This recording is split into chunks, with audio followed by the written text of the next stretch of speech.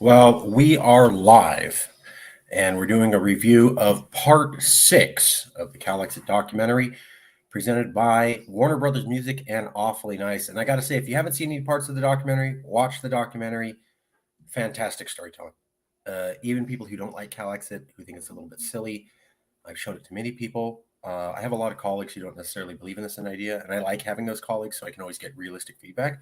Everybody's saying entertaining, well put together, great story, first person accounts, clips from the media at the time. You really get a sense of what was going on at that moment and what people were thinking. Outstanding documentary, great storytelling. Wanted to start off saying that. Now we're going to get into cleaning up some facts. So again, I'm not saying that this was said or not said, but we have to make sure that the correct information gets out there, and we cannot tolerate misinformation at all. So the first thing I want to point out is that in the documentary, they interviewed Casey MICHEL, a reporter, and he straight up lied about the amount of help for Calexit that we got from Russia. And his lie was unchecked and put right into the documentary. Furthermore, I'm going to show you how it was a lie. And I'm also going to show you how I informed the documentary crew that that information isn't correct. And yet somehow the correct information didn't get into the documentary. I don't know how, but I'm going to show you how Casey MICHEL lied.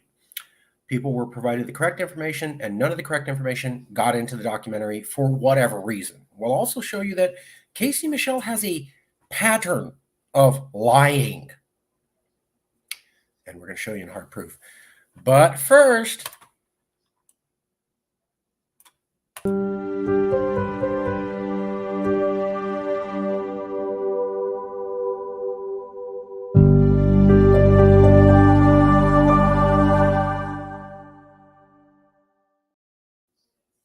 okay, let's get right to it. Let me show you the evidence, and then we'll come back and do a deep dive on the material.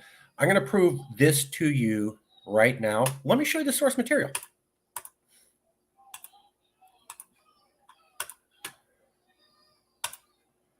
Make sure that's showing. Okay, here we go. This is part 6, Civil War, just came out, The Last Resort.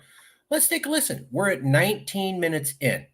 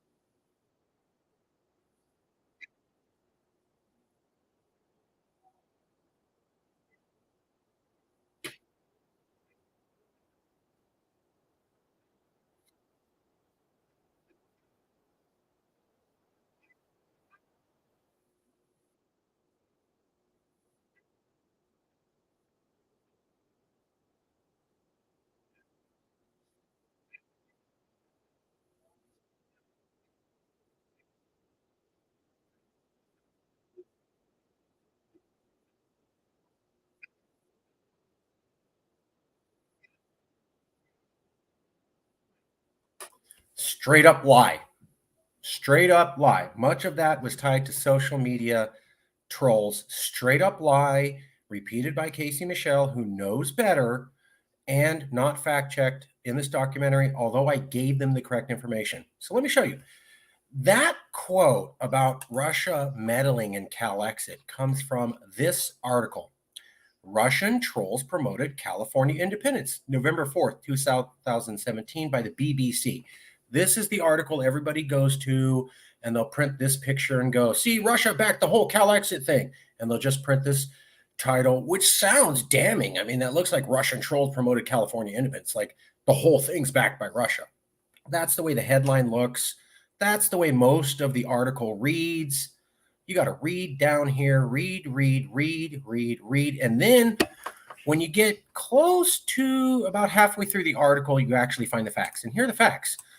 Although this tweet was repeated 10,000 times, nearly 2,000 of those accounts have since disappeared from Twitter, indicating they were potentially bots, fake bots, or otherwise violated the terms, networks, and conditions. So they're saying because they found 2,000 bots that pushed the Calexit message that Russia backed Calexit. That's true that Russia backed Calexit 2,000 out of 10,000 times. So 2,000 out of 10,000 is 1/5, which means 4/5 didn't come from Russia. So that's literally the BBC article that Casey Michel's mentioning. And this is literally the quote. 2,000 of the tweet accounts were Russian robots. 8,000 were not. 2,000 are Russian robots, 8,000 were not. That means 80% of the social media traffic was organic and was never proven to come from Russia. That's the fact. I showed you the source article. This is the article. And so when Casey Michel says much of, that's a straight up lie. So when he says much of, he is outright lying. And here's how we know. 2,000's 1/5 of 10,000. That's not much of. I mean, maybe if it was the opposite, where like 2,000 accounts were organic and 8,000 were bots, maybe, but that's the total opposite. So here are the facts. I showed this to the documentary crew. It somehow didn't get in the documentary. Now, I wanted to point out that I showed you the full clip of Casey Michel, so people can't say, it was clipped or whatever. I also want to point out a couple other things. So Casey Michel seems to suggest that Russia's backing Calexit and providing for it. Well, Casey Michel had to admit that there's no evidence of funding from Russia. Now, he didn't admit it in this documentary with Interval Presents, but he has admitted it before. So somehow Casey Michel's earlier admissions that there's no evidence of Russian funding didn't make it into this documentary, even though he said that before. Secondly, Casey Michel was not able to mention the 4 separate investigations that proved we had no collusion, and the investigation by the FPPC that showed that we had no money from Russia. Additionally, the documentary wasn't able to show those things either. Now, I hope it comes out, a couple more episodes. I'm sure it will, but I just want to make sure. There's a lot of things missing with Casey's statement. So Casey had to admit in 2017 in EurasiaNet that there's no evidence has emerged of direct Kremlin funding for the Calexit initiative. He said that in August 2017 in EurasiaNet. Somehow he couldn't mention that in this documentary again. He also had to repeat himself, while Michel was quick to note that there's no indication Marinelli himself has received funding from the Russian government. January 2018, Playboy, also not mentioned by Michel, also not mentioned in the documentary. Finally, this is one of my favorites. September 30th, 2019, the PPIC said, after conducting our investigation and review of the matter, we are closing this case without taking any enforcement action because the allegations have been disproven. So couldn't mention the PPIC thing, couldn't mention that they subpoenaed the bank accounts and couldn't find anything. So here's Casey Michel saying, they're backed by Russia, but I actually said there's no proof. And I actually said there's no proof. And the California government looked into the bank accounts and said there's no proof. But I can't mention this or that. And I'm going to outright lie to you on this statistic. Wow. But it doesn't end there. This is the second time we've actually caught Casey Michel outright lying. His first attempt was in a Think Progress article on February 26, 2018. His second attempt now is the Interval Prevents documentary, the one that just came out on November 15th, 2022. Let me walk you through some of the evidence.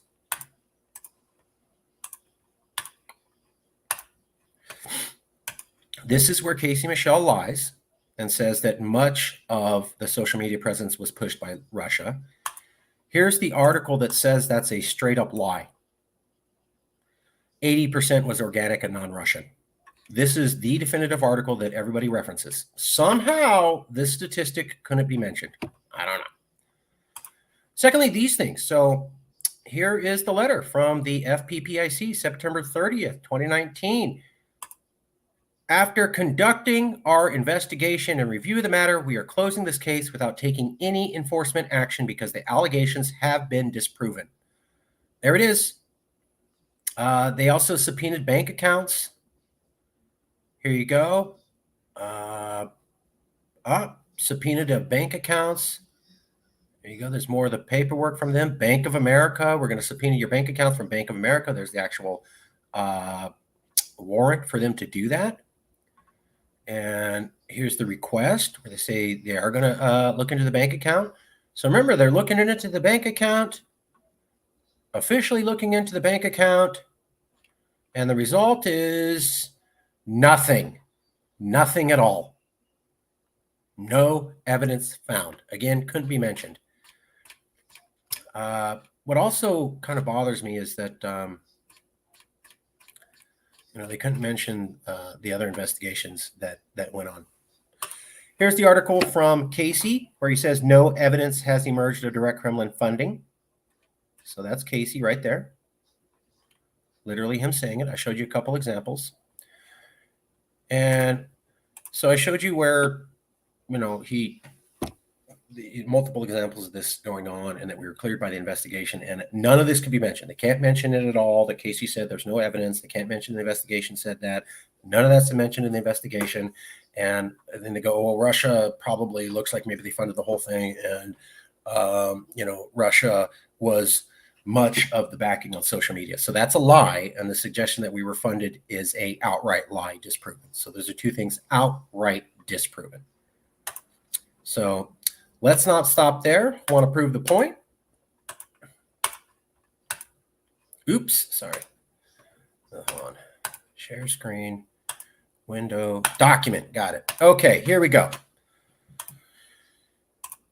Okay, score. So this is a word. This is the where we informed the documentary crew. So Jesse Burton works on the documentary crew. Dana Ballout and Katie Hodges also worked on the documentary. It's about Ionov. This was sent on August 22nd, 9:49 a.m.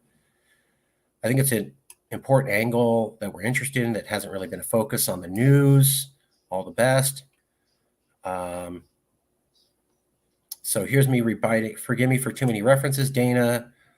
I have no talking about the other four investigations that completely cleared Yes California. So this is me talking to Dana and Jesse, speaking directly to Jesse and forwarding an email from Dana where I said, yeah, we were cleared by 4 investigations. Also, here's the article where I talk about how we were cleared by 4 investigations.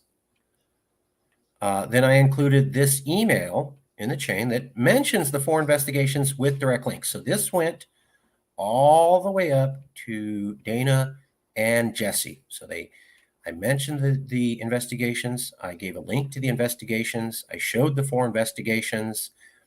I also mentioned on another date, July 30th, hey, we got cleared from 4 investigations. And then here's Jesse responding back. So he's reading these emails. That's how we know, because he's responding back. And I said, okay, I'll call you. We'll talk about it.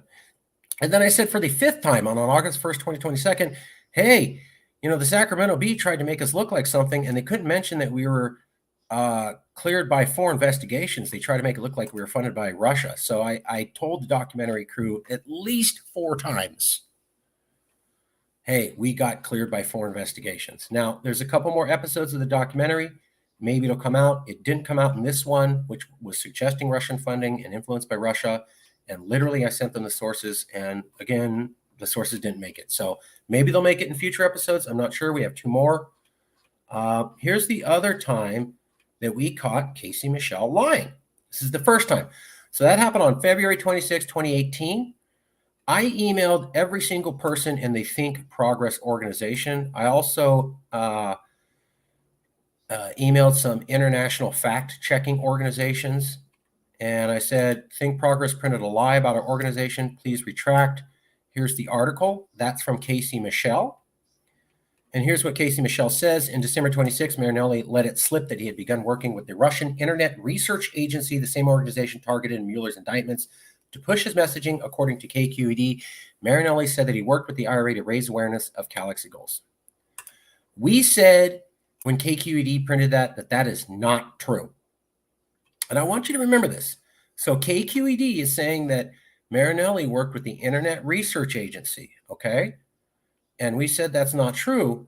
But then Casey MICHEL prints this same thing, prints the lie originally printed by KQED. He reprints it in his article at Think Progress. Okay, and I was talking around this date with him.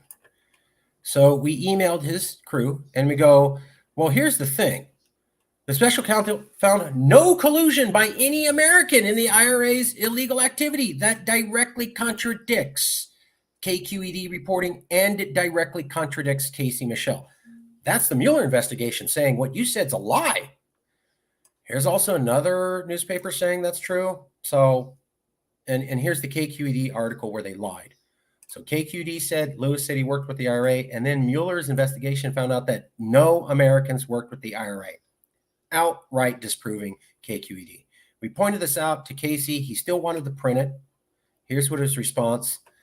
Thank you for your note. Hey, KQED has not changed its reporting on the topic.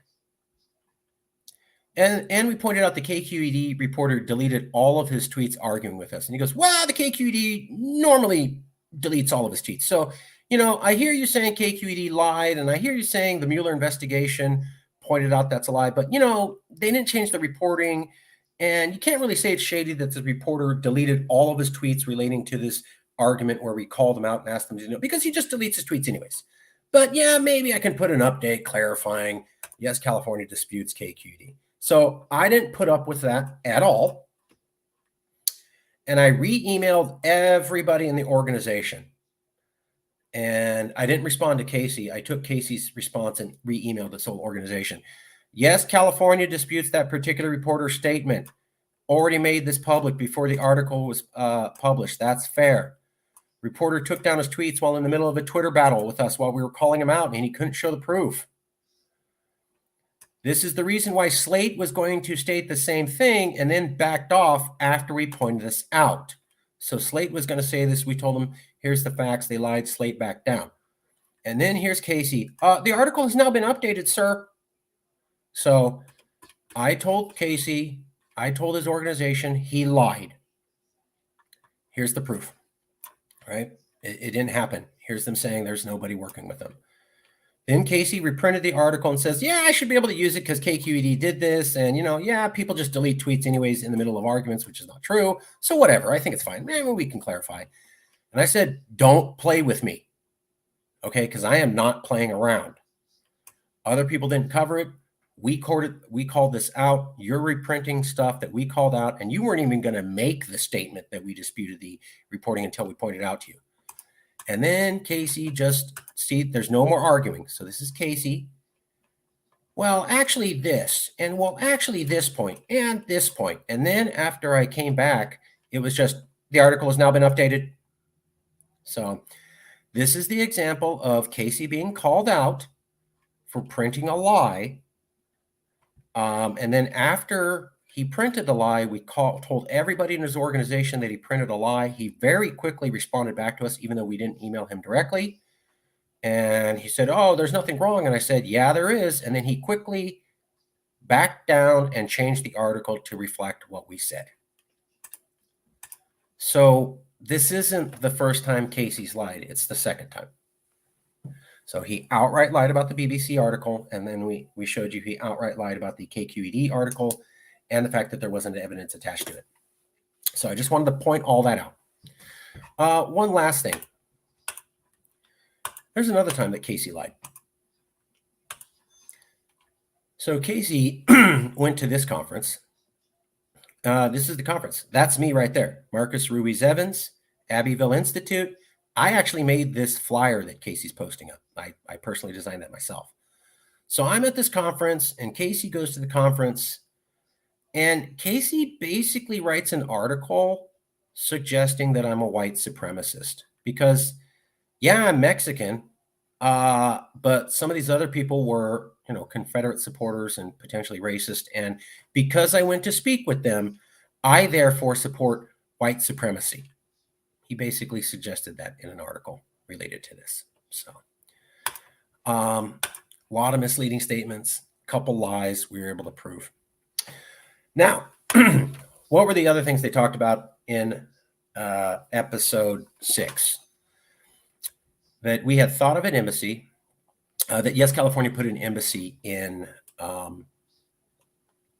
Russia. And, the show kind of says, isn't that bizarre? They put this embassy in Russia. Well, again, I provided all these citations. I walked the documentary crew through why we did all these things. None of that made it into the documentary. I don't know why all this material didn't make it into the documentary. Maybe it will in upcoming episodes, but I specifically told them about this and why we did this, and none of that made it into the documentary, so I'll have to show you the information myself now. The reason that we thought of an embassy in Russia was because so many Californians recommended it, and because there was no backlash at the time for going to the international conference. And because an embassy helps us achieve international recognition, making this a serious movement. The movement was not taken seriously before. And frankly, after the embassy was announced, we had the first polls on California independence come out to great fanfare and great attention because the movement was taken seriously. So we did the embassy because a lot of Californians were saying it's cool to talk to Russia. I'll prove this. Don't worry, I'll show you the sources. And because other people said it was a good idea. We also did the embassy because we found out that you need to get international recognition to be an independent country. Russia is on the UN. It's also on the Security Council. And while Russia may not be popular these days, unfortunately, international law over the last 70 years is based upon the UN. So you can't just change international law because Russia doesn't look good these days. They're still on the Security Council. The Security Council still makes all the big decisions. It runs the UN, and the UN is still there. Nothing's changed that. So I understand people are trying to isolate Russia, but this is still international law. And go back in time a couple of years. We didn't know Russia was going to interfere in the election or anything like that. Nobody really cared. I mean, the worst thing Russia did was invade Georgia, and basically George W. Bush said it's cool, and nobody cared. So you got to go back to the time when nobody cared about this at all. We did the embassy because we knew it would show that we could get international recognition from a Security Council member on the UN, which is a key point under international law. Once we did that, we got taken very seriously. And once we were taken very seriously, then they came out with polls showing support for Calexit, and everybody took those seriously. But before we had the embassy, we were still kind of seen as a joke. After the embassy, nobody thought we were a joke. Let me show you some of the examples. Okay, here we go.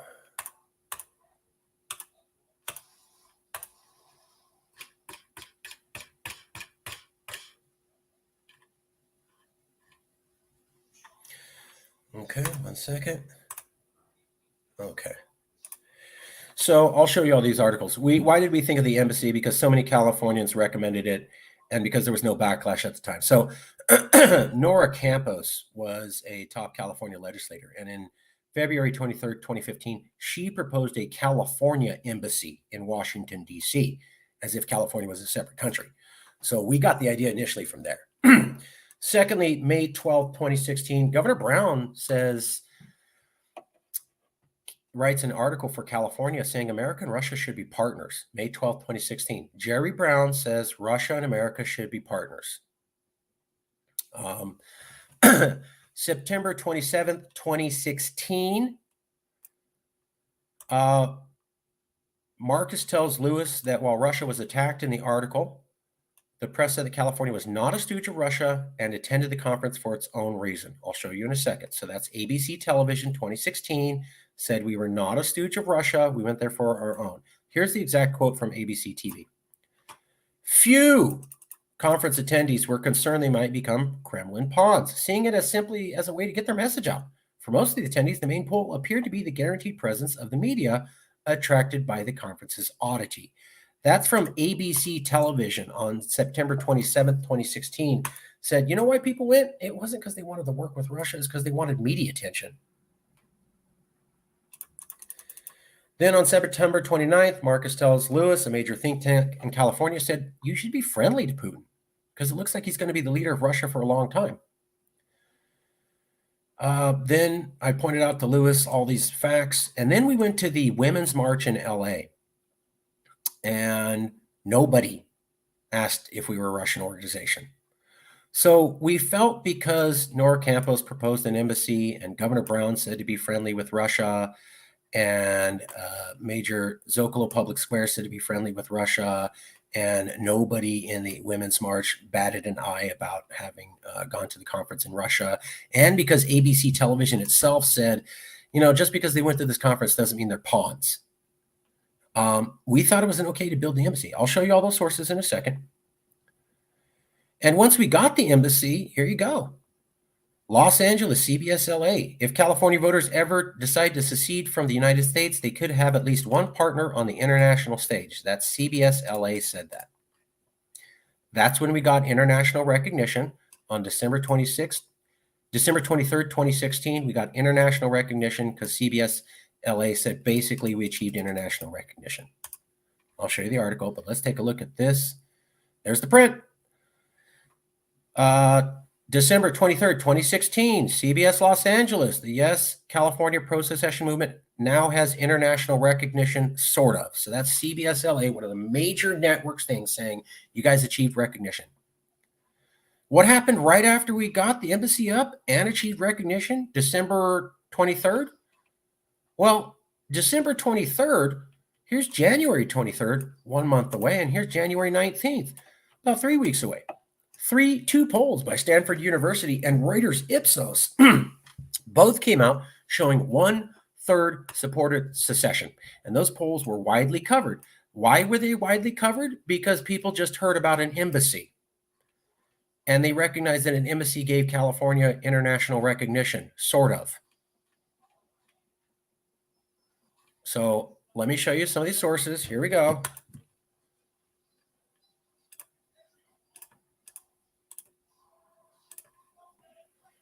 All right, 1 second here.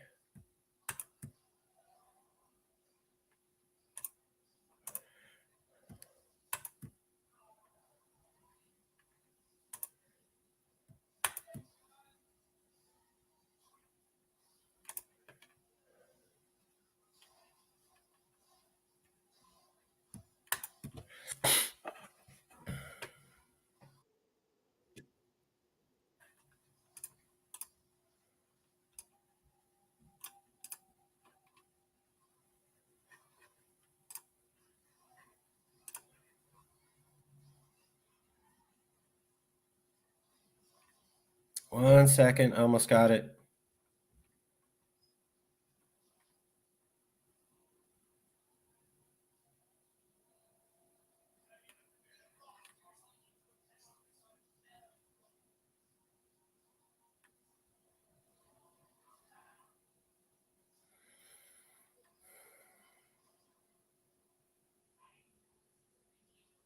Okay, so let me show you some of the original sources. Here we go.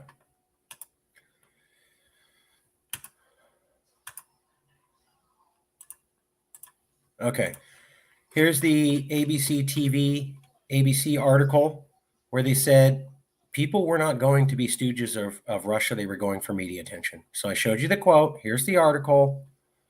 Here's ABC News. They don't say we're a stooge of Russia. What they say is that we went for media attention. ABC News, September 27th. That's what they said.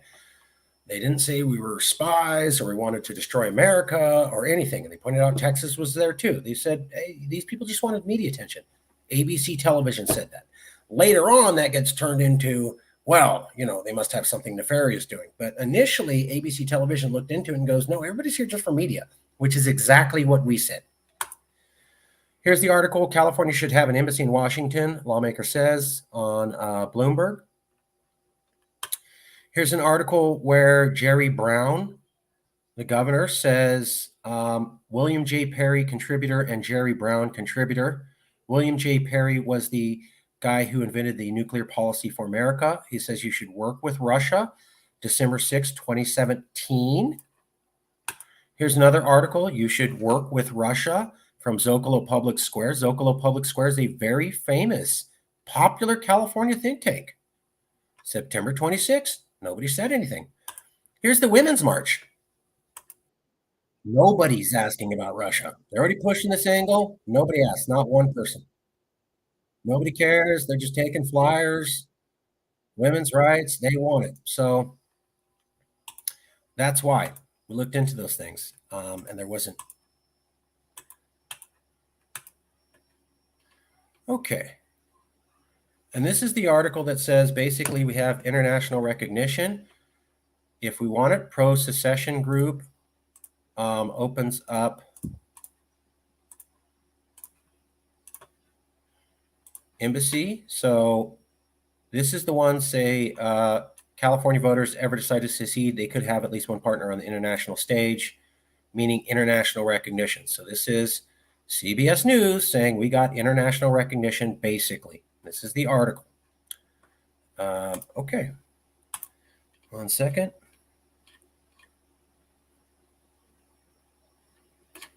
Yeah, so let's go over that one more time just to make sure it's really clear.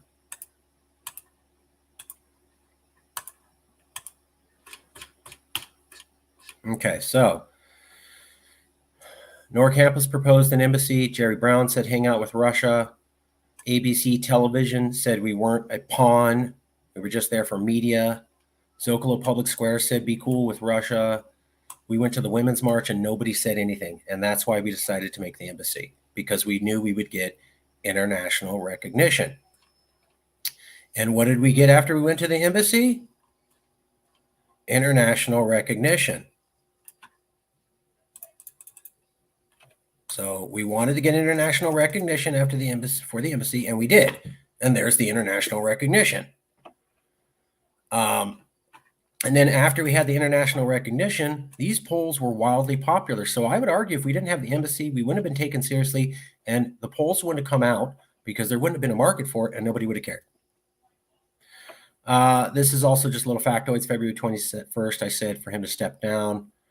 And then February 16th, 2018, actually I became de facto leader in July 4th, 2017. But this is an article that recognizes I was the de facto leader from at least that time in 18. So February 2018, KQED acknowledges me as the de facto leader.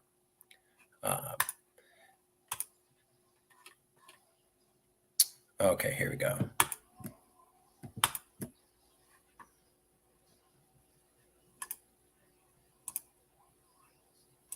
One second.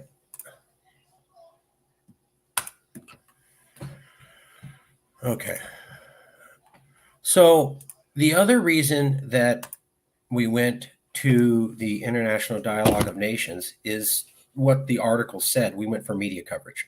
So we had gotten a lot of media coverage in California. We had been in San Francisco, Bay Area, Los Angeles, San Diego, San Bernardino, Fresno, newspapers and television. There was one day, I think we were protesting in Sacramento, and there was a TV article about us in San Francisco and another one in San Diego TV on the same day. Even though we weren't protesting in San Diego or San Francisco, we were in Sacramento. So we had saturated California media. But we couldn't get anyone in America to cover us. Emailed them, called them, sent 400 emails, nothing. Nobody in America covered us. So we figured the only way in America they would cover what's going on in California, which is something Californians are talking about, was we would have to go outside of America and get Europeans to cover on this. That would embarrass American domestic media that they got scooped and someone was doing their job, and then they would quickly have to cover us. So we got no coverage from anybody outside of California, no matter how many times we pleaded and begged and say, look at all these LA Times articles, can't we get mention from you? Wouldn't even spit in our face in return. We go to that International Dialogue of Nations conference, which ABC Television admitted people were there for media. Guess what happens in 24 hours? Well, we get ABC Television and the New York Times to cover us. So they would never touch us before, but then within 24 hours of going to that international conference, we get national media. We had tried to get national media before, and they never responded. Let me show you. I know, paywall. Here you go. Let me show you again. Oops. That's the article. One more time, just so you can see it. That's the article, New York Times. And here's the article from ABC TV. Now, the interesting thing, ABC TV never talked about us. New York Times never talked about us until after we went to the conference. We emailed everybody, couldn't get any national media attention at all. We go to that international conference, we get in German, French, Russian, Japanese, Chinese, Filipino, Brazilian, English news, guess what happens in 24 hours? New York Times, ABC starts covering us. So you can say what you want, but if we didn't do the embassy, you wouldn't have taken the movement seriously. And if you didn't take the movement seriously, they never would have commissioned those polls, because why? It's a silly idea. And the polls were the thing that really put the movement over the top. And if the American media had given us attention when we had saturated California news, which would be normal, we never would have gone to the international conference, but they didn't. And so we said, look, we're going to have to force you to cover us and do your job. And guess what? Within 24 hours of going to the conference, we got international media. So we went to the conference to get international media. ABC TV reported that was the reason. And I just showed you the media that we got afterwards that we could never get before the conference. And we made the embassy so that we be taken seriously. And I just showed you how CBS said, wow, these guys basically achieved international recognition, and that coincidentally happened a month before the polls were released to major fanfare. All of this was not mentioned at all. So I told the documentary crew this a couple times, a couple more episodes of the documentary. I hope it gets in there. So far, it's not. Last comment. There's a comment from Stephen Marsh, who wrote a book on secession, and he says, I don't think Calexit could happen because a peaceful negotiation can't happen because America's so polarized. That's the point. A peaceful negotiation can happen because America's so polarized. So Stephen Marsh at the end of the documentary, episode 6, says, yeah, you can't have a peaceful negotiation because things are so polarized. Here's the thing. I just did a video a while back where we've been talking to conservatives in multiple states over multiple years. And we went to Texas and talked to them. And I still talk to conservatives. And I still get on conservative news. And every time we ask them, would you vote California out? They say yes. So if we're so polarized we can't have negotiation, then how come I, as a liberal, am able to go to every single conservative I've ever met, bring up the idea of would you vote in California, and they all say yes? And secondly, how come I'm the liberal that's talked to more conservatives than almost any other liberal in America in the last 2 years? And how come I'm come to the conclusion that while we can't come to an agreement, they have no problem voting us out? None of that mentioned by Stephen Marsh. Also, Stephen Marsh never went and interviewed conservatives and asked them their opinion. He just offered his opinion of what conservatives would say. When we tell conservatives, hey, we got a bunch of liberals who say you never vote us out, they get offended. They say, you guys never even bothered to talk to us. We would definitely vote you out. Secondly, they mentioned Rachel Maddow, and in the documentary, Rachel Maddow gives a big slam on Calexit. What was not mentioned in the documentary was that Rachel Maddow actually endorsed Calexit. Rachel Maddow did 2 shows on Calexit. The first show she did was Javier Becerra. And she basically had the Yes California logo and was encouraging people to join Yes California logo. My face was on there. I was on the Rachel Maddow show, basically. Then Rachel Maddow did another show later on where she condemned Calexit and never mentioned that she did a previous show celebrating Calexit. In the documentary, they also don't bring up that while Rachel Maddow slammed Calexit, she also encouraged people to join it a month or 2 before. So not mentioned. Want to make sure all those facts get out there. That's it. Thank you for checking it out. There's a couple more episodes of the documentary. We hope this stuff gets out, but we have to make sure that this information is correct. And I want you to see, we try to get the facts out. We have the sources. We're exceptionally detailed and note-taking. And then sometimes reporters will straight up lie and not double check their sources. And I just showed you that. That's why Calexit hasn't happened. If you know me, you've heard me say, hey, if we could just get the facts out, we'd have a good discussion. But, when people lie about the amount of Russian interference in a thing in an official documentary, when the evidence is there easily, you can search and find that that's not true. It's difficult. I won't quit until we actually get the facts out. So when people are ready to get the real facts out and we're debated in a debate, I'll quit. But I'm not going to quit for games. And we made sure not to mention your side or use any of your sources or talk about it in your background. And we just went with what someone else said and didn't ask them about your counterpoints. That's not a fair debate, and I don't respect it. Okay, see you soon.